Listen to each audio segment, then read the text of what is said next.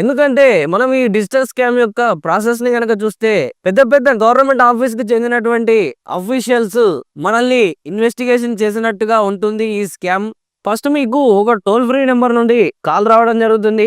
ఆ కాల్ ని లిఫ్ట్ చేయగానే మేము టాయ్ ఆఫీస్ నుంచి లేదా కస్టమ్స్ ఆఫీస్ నుంచి లేదా ఇన్కమ్ ట్యాక్స్ డిపార్ట్మెంట్ నుంచి లేదు అంటే ఏదో ఒక గవర్నమెంట్ డిపార్ట్మెంట్ కు సంబంధించినటువంటి పేరును చెప్పి మీతో మాట్లాడడం జరుగుతుంది. మీ ఫోన్ నెంబర్ మీద కానీ లేదు అంటే మీ అకౌంట్ నెంబర్ మీద ఇల్లీగల్ యాక్టివిటీస్ జరుగుతున్నాయని మిమ్మల్ని బెదిరించడం జరుగుతుంది.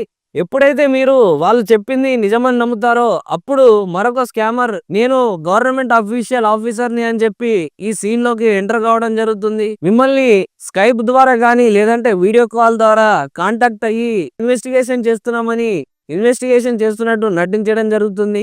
ఈ స్కామర్స్ యొక్క సెటప్ ను గాని వాళ్ళ యూనిఫామ్ ను గాని చూస్తే మన ఫ్యూజులు ఎగిరిపోవాల్సిందే. ఎందుకంటే వీళ్ళ సెటప్ గానీ వీళ్ళ యూనిఫామ్స్ గానీ నిజంగా రియల్ లైఫ్ లో ఏ విధంగా అయితే గవర్నమెంట్ కార్యాలయాలు ఉంటాయో